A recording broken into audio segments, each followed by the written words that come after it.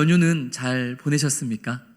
네, 긴 연휴 가운데 눈이 너무 많이 와서 우리 성도님들의 귀향 귀성길에 어려움이 있지는 않을까 사실 염려를 많이 했는데, 오늘 이렇게 우리 성도님들 밝은 모습 또 건강한 모습으로 뵙게 되니 그 여느 때보다도 더 반갑고 또 감사한 마음이 제 안에 충만해지는 것 같습니다. 이 길었던 연휴가 이렇게 끝이 나게 되는 것은 문내 아쉽기는 하지만, 그러나 우리 새 마음과 새 뜻, 무엇보다 하나님의 말씀을 붙잡음으로써 이제 또 새롭게 시작되는 새해의 일상을 향해서 우리 믿음으로 담대히 나아가는 저와 성도님들이 되기를 소망합니다. 성도는 사회생활도 잘해야 되고 동시에 신앙생활도 잘해야 되는 사람들입니다. 맞습니까? 사회생활도 잘하고 또 뭐도 잘해야 된다고요? 신앙생활, 이 두 가지의 생활을 다 잘해야만 하는 것이 바로 성도입니다. 그렇다면 사회생활과 신앙생활, 이것을 어떻게 나누어서 설명해 볼 수 있을까요? 굳이 나눠서 설명하자면 사회생활이라는 것은 눈에 보이는 생활, 눈에 보이는 세상을 살아가는 것, 이것을 사회생활이다라고 정의한다면, 신앙생활은 눈에 보이지 않는 것, 눈에 보이지 않는 것을 추구하며 살아가는 것이 신앙생활이다라고 말할 수 있을 것입니다.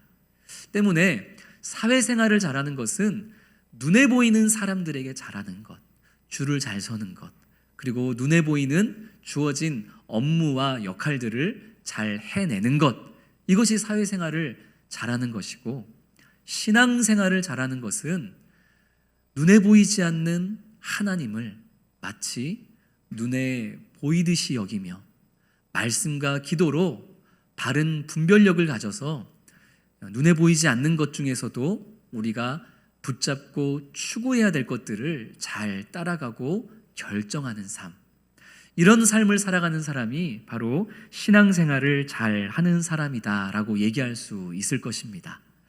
바라기는 우리 수원성심교회 성도님들이 사회생활은 물론이요, 그보다 눈에 보이지 않는 이 신앙을 지켜내는 바른 분별력을 가지고 신앙생활을 잘하는 성도님들이 되기를 주님의 이름으로 축원합니다.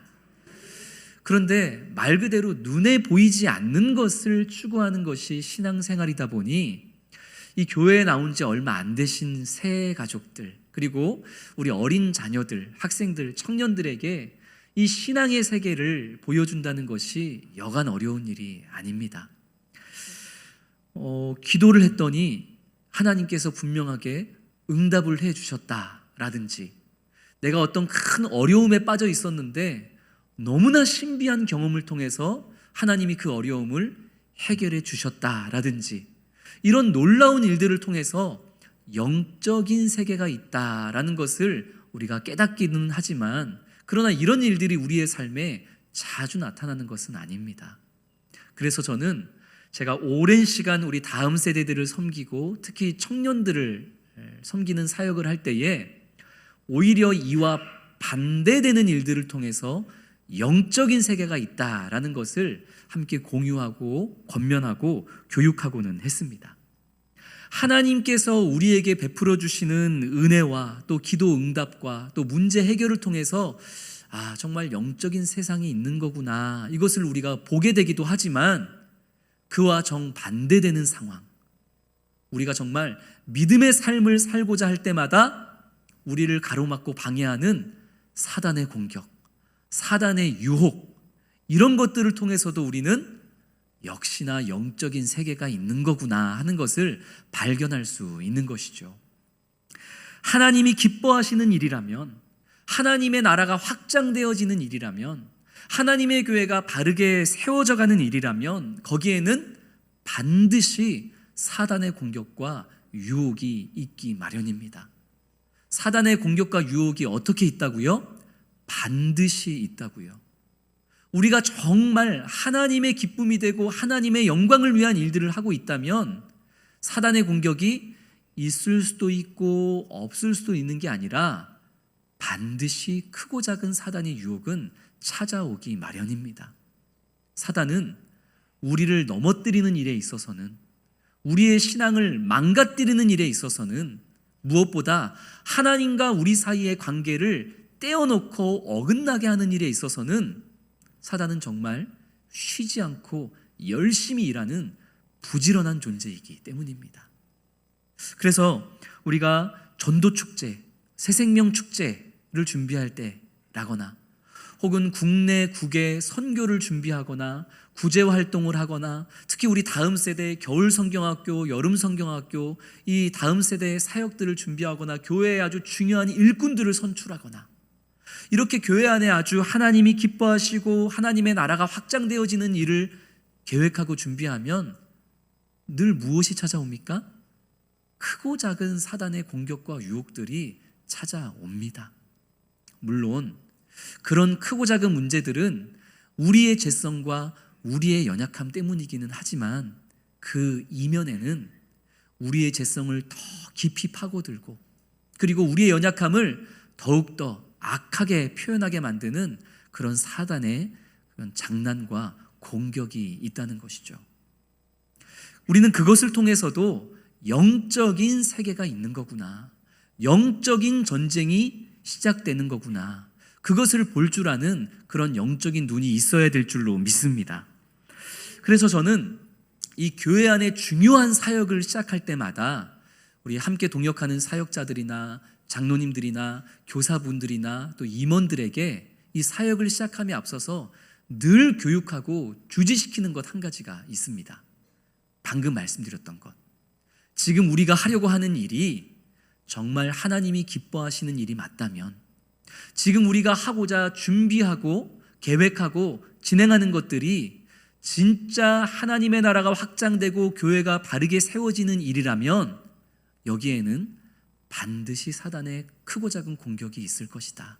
그러니 이 일을 진행함에 있어서 생각지도 못했던 사단의 유혹과 공격이 여기서 저기서 팡팡 터지거든 놀라지 말고 올 것이 왔구나, 당연히 와야 될 것이 왔구나 라고 담대하게 받아들이되, 지금이 이 전쟁에서 이기기 위해 더 말씀을 붙잡을 때이고 더 기도해야 할 때이고 더 하나님과 동행해야 될 때임을 우리가 깨어 있지 말아야만 한다 라는 것을 항상 사역의 앞에서 주지시키고는 합니다. 그리고 중요한 한 가지, 우리가 어떤 일을 진행함에 있어서 사단의 공격은 분명히 찾아오겠지만 그러나 승리는 누구 것이다? 우리 것이다. 할렐루야. 따라해 보겠습니다. 사단의 공격은 반드시 찾아오지만 승리는 우리 것이다. 승리는 나의 것이다. 할렐루야. 이 사실을 꼭 명심하는 성도님들이 되시기를 소망합니다. 그렇게 우리가 사단의 공격을 맞닥뜨렸을 때에 놀라거나 당황하거나 좌절하거나 멈춰설 것이 아니라 올 것이 왔구나, 영적 전쟁이 시작되는 거구나 라는 그 바른 분별력을 가지고 더욱더 말씀과 기도로 주님을 붙잡으며 마침내 우리를 반드시 승리로 인도하시는 그 주님을 모두가 다 경험하는 성도님들, 그런 우리 수원 성심교회가 되기를 주님의 이름으로 축원합니다. 오늘 우리가 함께 나누는 본문은 에스라 4장이죠.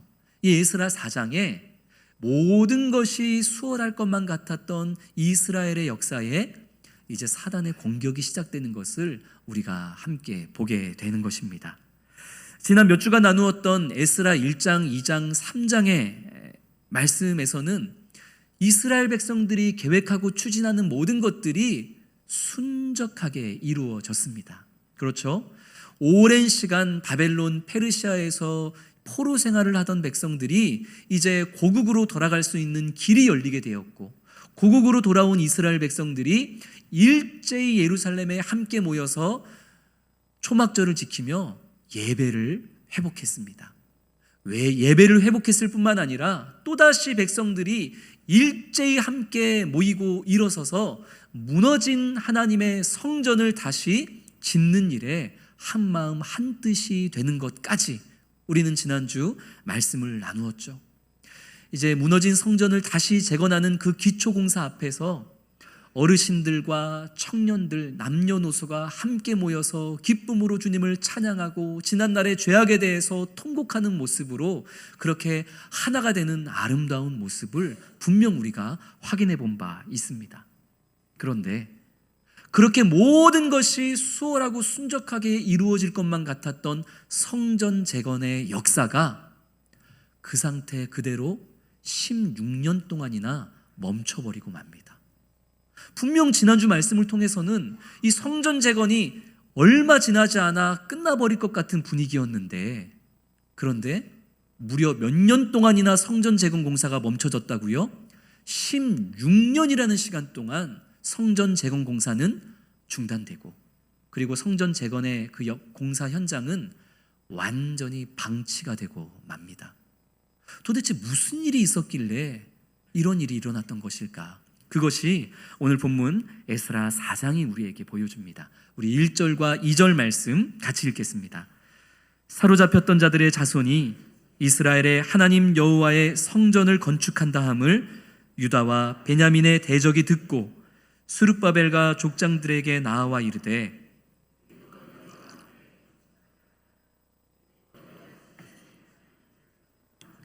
아수르 왕 에살핫돈이 우리를 이리로 오게 한 날부터 우리가 하나님께 제사를 드리노라 하니. 아멘. 이 페르시아에서 다시 이스라엘로 귀환했던 백성들이 무너진 하나님의 성전을 재건하기 시작했더라 하는 소식을 누가 듣습니까? 유다와 베냐민의 대적들이 그 소식을 듣습니다. 이 유다와 베냐민의 대적은 다름 아닌 저 사마리아 사람들을 가리키는 것입니다. 어느 날 이스라엘 백성들이 하나님의 성전을 재건하려 하는 그 역사, 그 공사의 현장에 이 사마리아 사람들이 찾아온 것이죠. 그리고 그 사마리아 사람들이 제안하기를, 우리도 당신들처럼 하나님을 예배하는 사람들이니까 우리 함께 하나님의 성전을 재건합시다. 당신들만 짓는 것은 부족하니 우리도 힘을 보탤 테니 우리 함께 하나님의 성전을 재건합시다. 이 사마리아 사람들이 그렇게 제안을 했다는 것이죠. 성도 여러분, 좋은 일입니까? 나쁜 일입니까? 아니, 우리 혼자 성전을 건축하는 게 사실은 참 벅찬 일이었는데 이 사마리아 사람들이 찾아와가지고 같이 성전을 짓겠다고 하니 좋은 일입니까? 나쁜 일입니까? 당연히 눈에 보이는 입장에서 생각하면 좋은 일이죠. 일꾼이 그만큼 늘어나는 거니까 얼마나 좋은 일이겠어요. 그러나 눈에 보이는 사회적인 관점에서 보면 좋은 일임이 분명하나 눈에 보이지 않는 영적인 분별력을 가지고 보면 이것은 좋은 일이 아니라 나쁜 일입니다. 그냥 나쁜 일이 아니라 이거는 사실 이 사마리아 사람들이 이스라엘을 돕겠다고 말하는 게 아니라 이스라엘을 망가뜨리겠다고 지금 전쟁을 선포한 것과 마찬가지인 것이죠. 영적인 눈을 열어서 보면 지금 이스라엘은 도움을 얻는 처지가 아니라 전쟁 선포를 당한 것입니다. 영적인 전쟁이 시작되었다는 것이죠.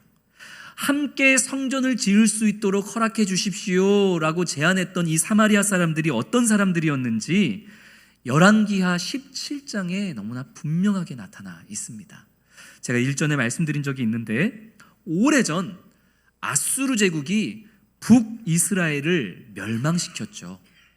그때 이 아수르 제국은 북이스라엘의 주요 도시였던 사마리아에 살던 사람들을 아수르로 강제 이주를 시키고, 그리고 아수르 제국에 살고 있었던 수많은 이방 사람들을 사마리아에 들어와서 살게 만들었습니다. 그렇게 이 사마리아 안에 이스라엘 백성들을 비롯해 수많은 아수르의 이방 민족들이 들어와 문화적으로, 종교적으로 혼합되어지는 그런 혼합 정책을 이 아수르 제국이 펼쳤던 것이죠. 그러다 보니 그때에 이 사마리아에 들어왔던 다양한 민족들은 이 사마리아에서 하나님을 예배하기도 하고, 그리고 자신들의 이방 민족이 믿던 온갖 신들을 예배하기도 하는 그런 혼합주의적인 신앙을 이 사마리아 땅에 정착을 시켜버리고 맙니다. 그때의 참상이 어떠했는지 열왕기하 17장 33절 34절 말씀을 우리 화면을 보면서 우리 같이 읽겠습니다. 이와 같이 그들이 여호와도 경외하고 또한 어디서부터 올라왔든지 그 민족의 풍속대로 자기의 신들도 섬겼더라.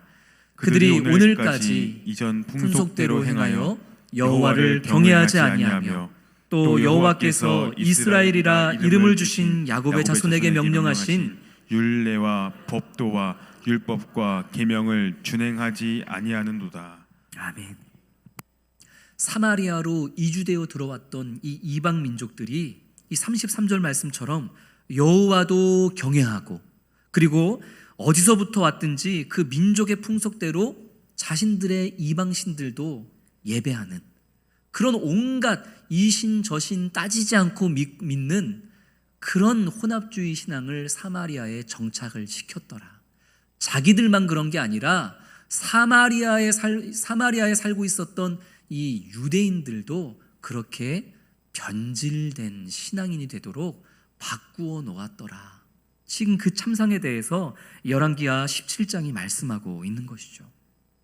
오늘날에도 이런 사람들이 참 많습니다.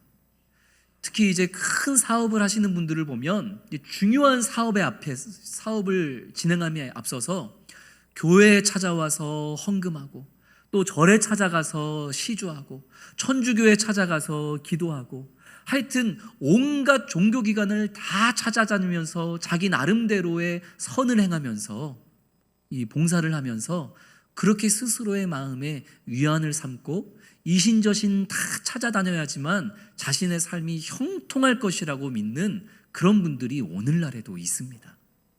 사마리아인들이 그랬던 것이죠. 심지어 저에게 한 3주에 한 번, 한 달에 한 번 꼭 정성스럽게 자필로 편지를 써서 제게 보내시는 분이 있어요. 한 2주 전에도 우리 부목사님 중에 한 분이 그분이 또 제게 편지를 보냈다며 편지를 전달해 주셨는데 수신자, 수원성신교회 목사, 발신자, 신천지, 땡땡땡. 이분은 한 3주 혹은 4주에 한 번씩 정성스럽게 자필로 직접 손으로 저한테 편지를 써서 보냅니다. 그 내용이 얼마나 아름다운지 몰라요. 수원성신교회 목사님도 하나님을 믿는 분이시고 신천지 성도인 저도 동일하게 하나님을 믿는 사람이니 우리 서로 싸우지 말고 우리 서로 오해하지 말고 우리 한 마음 한 뜻이 되어 나아가십시다. 목사님도 우리 신천지에 오셔서 예배드리시고 저도 수원성신교회 가서 예배드릴 수 있도록 허락해 주십시오. 우리 사랑으로 하나가 되고 함께 교회를 세워갑시다. 이런 아름다운 편지를 자필로 써서 저한테 보내요. 성도 여러분, 좋은 일입니까? 나쁜 일입니까? 아니, 친구 하나가 늘었는데요?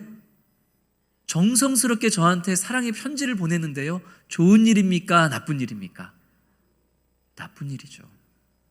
이게 사회적인 관점으로 그냥 눈에 보이는 현상만 보고 생각하면 아유, 친구 하나가 늘었네, 연합할 교회가 늘었네, 그렇게 보일지 몰라도 정신을 바짝 차리고 정말 영적인 분별력을 가지고 생각하면 이것은 지금 하나가 되자는 게 아니라 뭐 하자고 하는 거죠? 싸우자는 거죠. 영적 전쟁을 걸어오는 것입니다. 눈에 보이는 세상이 전부라고 생각했던 사람들은 오래전 북이스라엘과 남유다가 각각 아수르 제국과 바벨론 제국에 의해서 멸망당했던 이유를 이스라엘이 그 제국들보다 국방력이 약하고 경제력이 약했기 때문이다라고 평가합니다. 아니죠. 그러나 영적인 분별력을 가진 자들은 그렇게 보지 않습니다. 국방력과 경제력이 약해서 이스라엘이 멸망한 것이 아니라 이 사마리아인들처럼 이스라엘 백성들이 하나님도 섬기고 동시에 온갖 가나안의 이방신들을 섬겼기에 하나님이 가장 가증하게 여기시는 그런 혼합주의 신앙을 가지고 오래도록 회개하지 않고 살았기에 하나님의 심판을 받아 이스라엘이 멸망한 것이라는 것을 이 영적인 분별력을 가지고 있는 사람들은 명확히 알고 있는 것이죠. 성도 여러분, 이스라엘이 멸망한 이유가 무엇입니까? 국방력이 약해서, 힘이 약해서, 경제력이 약해서? 아닙니다. 이스라엘이 멸망한 이유는 혼합주의 신앙, 하나님이 가장 가증히 여기시는 그 신앙에서 회개하지 못했고 벗어나지 못했기 때문임을 반드시 영적인 눈을 들어 기억하는 성도님 되시기를 소망합니다. 지금 이 성전을 재건하고 있었던 이스라엘의 지도자들은 이 사실을 알고 있었던 거예요. 함께 이 성전을 건축하자고 찾아온 이 사마리아 사람들, 겉으로는 함께 하자고 도와주겠다고 이야기하고 있지만 영적인 눈을 들어서 가만히 바라보니 지금 우리를 무너뜨리겠다고 영적 전쟁을 걸어오고 있는 것을 이 스룹바벨과 예수아와 이 많은 족장들이 깨달았던 것이죠. 그래서 그 제안을 받아들였을까요? 거절했을까요? 함께 성전을 건축하자는 제안을 받아들였을까요? 거절했을까요? 거절합니다. 우리는 우리 홀로 이 하나님의 성전을 지을 것입니다. 당신들은 상관하지 마십시오. 단칼에 거절하죠. 그 결과가 어땠을까요? 우리 4절과 5절 말씀 같이 읽습니다. 이로부터 그 땅 백성이 유다 백성의 손을 약하게 하여 그 건축을 방해하되 바사왕 고레스의 시대부터 바사왕 다리오가 즉위할 때까지 관리들에게 뇌물을 주어 그 계획을 막았으며. 아멘. 이로부터 그 제안을 거절한 그때로부터 이 사마리아 사람들의 방해가 시작됩니다. 어떤 방식으로 이들이 방해했죠? 4절 말씀을 보니까 성전을 재건하려 하는 유다 백성들의 손을 약하게 만들었습니다. 손을 약하게 만들었다라는 것은 심리적으로 위축되고 불안하게 만들었다라는 뜻입니다. 계속해서 불편함을 주었던 것이죠. 미워하고 계속해서 성전을 재건했다가는 가만히 두지 않겠다는 그런 불편한 마음을 이 사마리아 사람들이 계속해서 공격적으로 내보였던 것입니다. 실제적으로도 건축을 방해했죠. 건축이 더 이상 진척되지 못하도록 실제적인 방해를 가하며 저지했다는 것입니다. 심지어 이 5절 말씀을 보니까 이 사마리아 사람들이 관리들에게 뇌물을 주는 비열한 방법을 통해서 또 이 성전 건축이 더 이상 진행이 되지 못하도록 그것을 막아섭니다. 그렇게 당장에 완공이 되어질 것만 같았던 성전 건축은 이들의 방해로 인해서 16년 동안이나 중단되고 방치가 되어버리고 말았던 것이죠. 사회생활의 관점으로 보면 이 이스라엘은 분명 미련한 선택을 했습니다. 그렇죠? 그냥 눈 한번 딱 감고서 이 사마리아인들의 제안을 받아들였으면 그러면 훨씬 빠르게, 훨씬 편하게, 그리고 더 크고 웅장하게 이 하나님의 성전을 재건할 수 있지 않았겠습니까? 눈 한번 딱 감고 이 사마리아 사람들의 함께 성전을 재건하자는 그 요청을 받아들였다면 마음 불편한 일도 없고 그들에게 미움받을 만한 일도 없었을 것입니다. 그러나 그들의 제안을 받아들였다면 더 크고 웅장하고 빠르게 성전은 재건되었겠지만 그러나 그 성전에서는 여호와 하나님만을 예배하는 것이 아니라 온갖 이방 신들도 함께 예배하는 일들이 이루어졌음은 불보듯 뻔한 것이었습니다. 그러했기에 이 스룹바벨과 예수아와 이스라엘의 족장들은 단칼에 그들의 제안을 거절했었던 것이죠. 16년이라는 시간, 긴 시간일까요? 짧은 시간일까요? 긴 시간이죠. 우리가 눈으로 보는 이 사회적인 관점에서 보면 16년은 정말 긴 시간입니다. 그러나 우리의 영적인 눈을 열어서 하나님의 시선으로 보면, 하나님의 시간으로 보면, 그 하나님의 영원한 시간에서 보면 16년이라는 시간, 짧은 시간입니까? 긴 시간입니까? 점 하나에도 미치지 못하는 짧은 시간입니다. 이스라엘 백성들과 지도자들은 그것을 선택했던 것이죠. 이들의 제안을 받아들이지 않으면 인간적으로는 긴 시간 동안 우리가 고통을 당해야 하고 방해를 받아야 하겠지만, 그러나 하나님의 시선으로 보자. 하나님의 시선으로 보면, 그러나 우리가 이 사단의 공격으로 받아야 하고 감당해야 될 시간은 점 하나만도 미치지 못하는 짧은 시간일 것이다. 그러니 세상의 유혹에 넘어가지 말고, 이 사단의 유혹에 넘어가지 말고 절연하게 이 제안을 거절하자. 그런 선택을 했던 것이죠. 사랑하는 성도 여러분, 우리가 살아가면서 눈에 보이는 현상만 바라보고 눈에 보이는 시간만 계산하다 보면 1년, 2년이라는 시간이 너무나 아깝습니다. 내가 믿음 지키겠다고, 거룩한 삶을 살아보겠다고 희생해야 하는 이 시간들이 너무나 아까운 것이죠. 그러나 영혼의 관점에서 바라보시기를 소망합니다. 우리가 하나님께서 우리에게 허락하실 그 영혼의 관점에서 보면 우리가 믿음을 지키기 위해서 이 땅에서 당해야 하는 그 1년, 2년 혹은 10년, 20년의 시간은 주님 앞에서는 극히 짧고 짧은 시간임을 우리 믿음으로 결단하고 바라보면서 그렇게 사단의 유혹과 사단의 공격을 절연하게 끊어낼 수 있는 그런 우리 모든 성도님들이 되시기를 주님의 이름으로 축원합니다. 이어지는 6절부터 23절까지의 말씀은 이 이스라엘의 대적자들이 어떤 식으로 하나님의 역사를 방해했는지에 대한 기록입니다. 그런데 이 6절부터 23절까지의 기록은 지금 이 성전을 건축할 때에 일어났었던 그런 일들이 아니라 오히려 이때로부터 60년 그리고 90년 뒤에 있었던 성벽을 재건할 때에 있었던 이 방해꾼들의 이야기가 이 6절부터 23절까지의 말씀입니다. 성전 건축은 고레스 왕 때 시작이 되었죠. 그런데 오늘 6절 말씀을 보면 어떤 왕이 즉위할 때라고 하죠? 아하수에로 왕이 즉위할 때 방해가 있었더라 라고 이야기합니다. 이 아하수에로 왕이 즉위할 때는 지금 성전을 건축했던 시기로부터 60년 뒤의 일입니다. 그때에도 방해가 있었다는 것이죠. 그리고 7절 말씀을 보면 또 어떤 왕 때에? 아닥사스다 왕 때에. 이 아닥사스다 왕은 지금 이 성전 건축을 하는 이 시기로부터 90년 뒤의 일입니다. 이때에도 방해가 있었다라는 것이죠.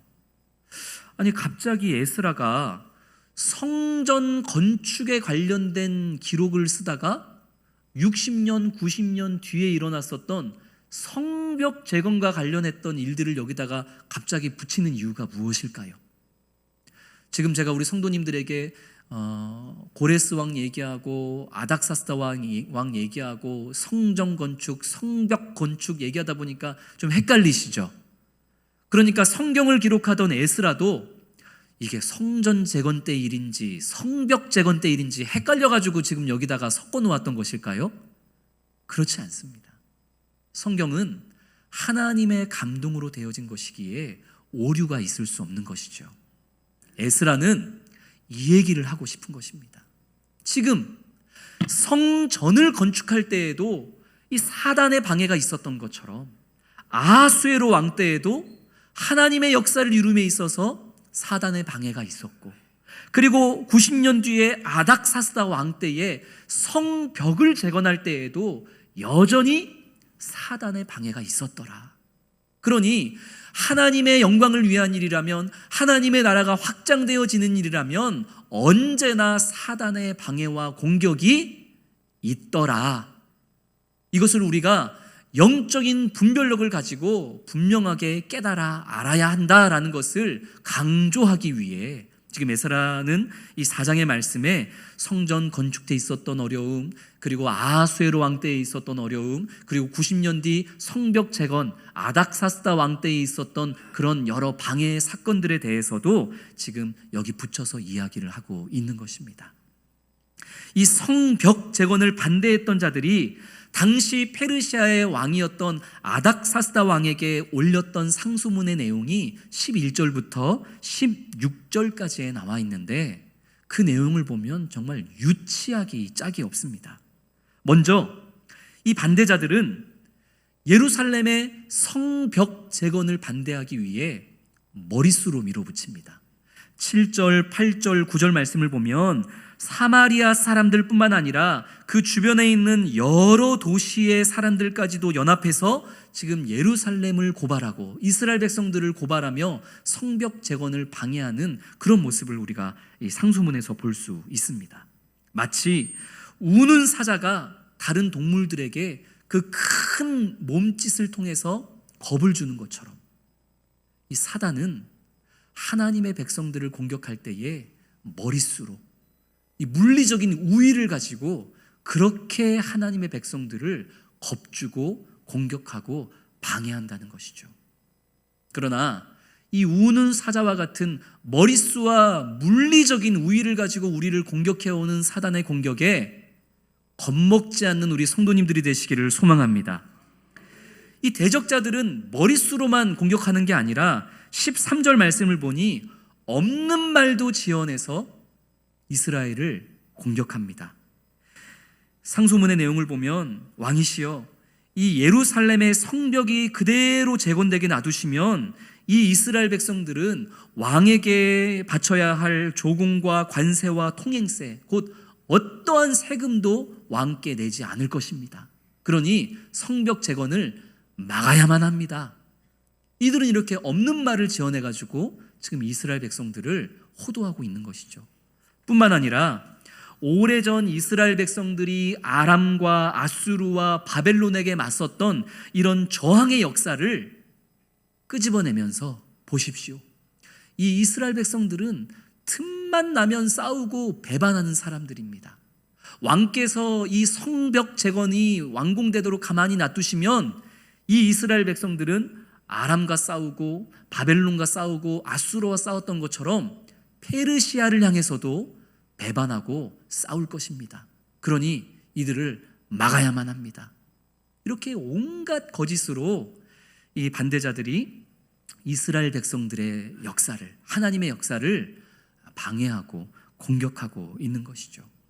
결국 이 상소문을 받은 아닥사스다 왕은 조서를 내려서 더 이상 성벽 재건이 진행되지 못하도록 그렇게 명령을 내립니다. 성전 재건도 방해꾼들에 의해서 16년 동안이나 중단되고 방치되었고 오랜 후에 성벽을 재건하는 역사도 이 방해꾼들, 이 사단의 공격으로 인해서 또 중단되고 마는 그런 어려움을 이스라엘 백성들이 동일하게 겪고 있는 것을 우리는 오늘 말씀을 통해 확인해 보는 것이죠. 그러나 성도 여러분, 제가 오늘 설교 서두에 분명히 말씀드린 바 있죠. 하나님의 역사에는 반드시 사단의 공격이 있지만 그러나 결국 누가 이긴다? 누가 이긴다고요? 할렐루야. 결국 우리가 이기는 것이 그것이 공식이라는 것을 믿으시기를 바랍니다. 이 방해꾼들에 의해서 결국 성벽 재건의 역사가 중단되게 되었지만 그러나 이 성벽 공사를 중단하라는 조서를 내렸던 아닥사스다 왕의 측근 중에 하나님의 거룩한 일꾼이 있었습니다. 아닥사스다 왕의 측근 중에 한 명이었던 그 사람이 왕에게 나아가 성벽 재건 공사를 다시 시작할 수 있게 해달라고, 나를 그 현장에 보내달라고 요청을 하고 허락을 받았던 한 사람이 있었으니 혹시 그가 누군지 아시나요? 느헤미야입니다. 사단은 온갖 방법을 동원해서 하나님의 역사를 공격하고 방해하고 중단시키고 막았지만 하나님께서는 그 사단의 모든 일들을 다 파해하고 무너뜨리고 다시 승리하게 하실 느헤미야를 그 왕 곁에 적절한 때 적절한 방법으로 이미 세워두고 계셨던 것이죠. 하나님께서는 하나님의 방법으로 반드시 사단의 영적 공격을 이겨내고 승리할 수 있도록 준비하시는 주님이심을 믿으시기를 신뢰합니다. 그렇습니다.